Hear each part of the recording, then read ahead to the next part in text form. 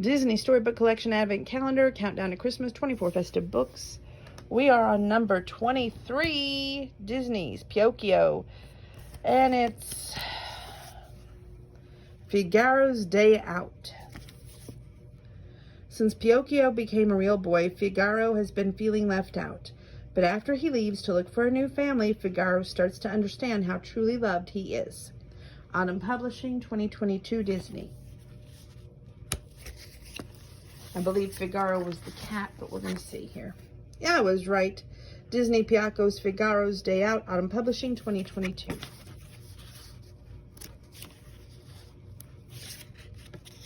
Come on, little book. Okay, here we go. Figaro scowled at Pinocchio from the corner. Ever since the blue fairy had brought the puppet to life, things had changed. Before, Figaro had eaten all his meals besides Geppetto, and he had been the one the wood carver told his stories to. But now it seemed like Geppetto only had time for Pinocchio.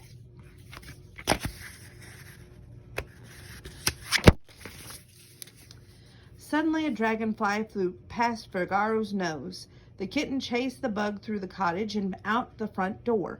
But before he could get his paw on it, the dragonfly flew out of the reach. Just then, Figaro heard a voice. Here, kitty, kitty, kitty, here, kitty, kitty, kitty. Figaro happily trotted across the street to where a little girl stood with her mother.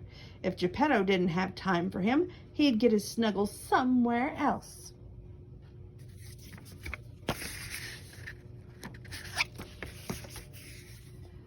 Oh, aren't you just the sweetest little kitty? The girl said. I'm Victoria. I wish I could keep playing with you, but it's time for me to go home. Giving Figaro one last rub between the eyes, the girl stood up, and she and her mother walked away. Keeping his eyes on the girl, Figaro followed behind, weaving down the street after street.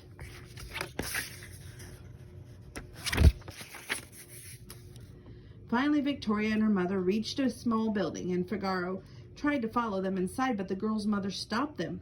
Oh, please, Mama, Victoria pleaded. I'll take good care of him. You know my rules, she said. No animals. I'm sorry, Kitty, Victoria said. I'm not allowed to have pets. You go on home now. Aw.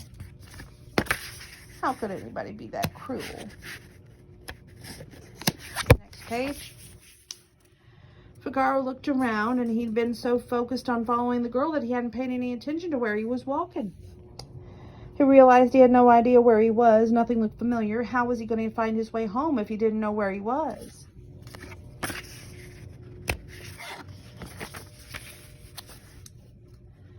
Figaro began to walk, but soon it started to rain. Figaro thought about the last time he'd been so wet. He'd been outside playing while Pinocchio and Geppetto did shopping, and then suddenly it started to rain. By the time the two got home, the poor kitten was shivering. Pinocchio had carried him inside, dried Figaro off with a warm blanket.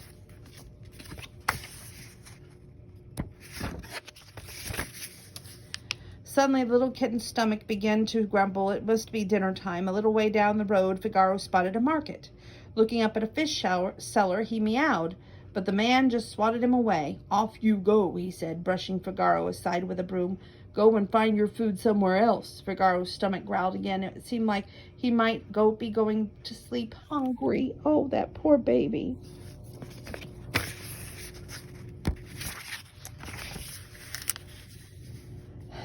As he thought of sleep, Figaro yawned. Perhaps it would be best to find a place to spend the night. Spotting an empty step in front of a shop, Figaro lay down and put his head on his paws. The little kitten began to whimper. He never had been so cold, so hungry, so tired, or so lonely in all his life. As he tried to get comfortable, Figaro thought of Pinocchio, and Pinocchio had set up a nice spot near the fireplace for Figaro, and even saved his allowance for a cozy blanket. Figaro started to feel bad for being angry with Pinocchio. The next morning, Figaro woke to the sound of someone calling his name. There you are, Pinocchio cried. Father and I have been looking out for you all night. Suddenly, Pinocchio noticed that the little kitten was shivering. Oh, you're freezing, he said. Come along, we'll get you best home at once. Aw, yay.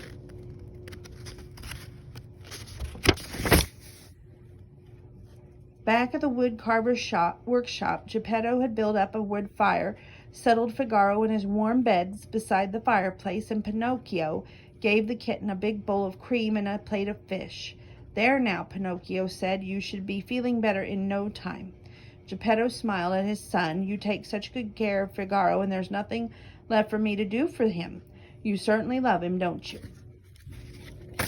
Good.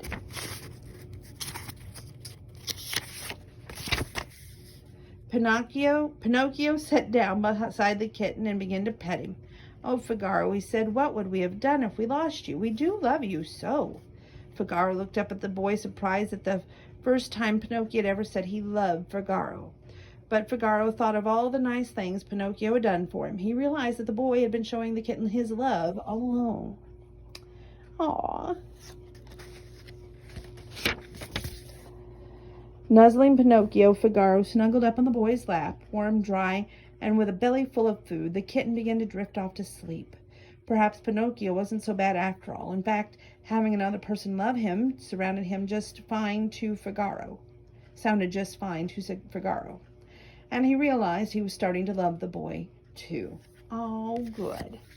Everything worked out well in Figaro's Day Out, Pinocchio, Disney. And that is Day 23. Only one more book to read in this book series. Stay tuned.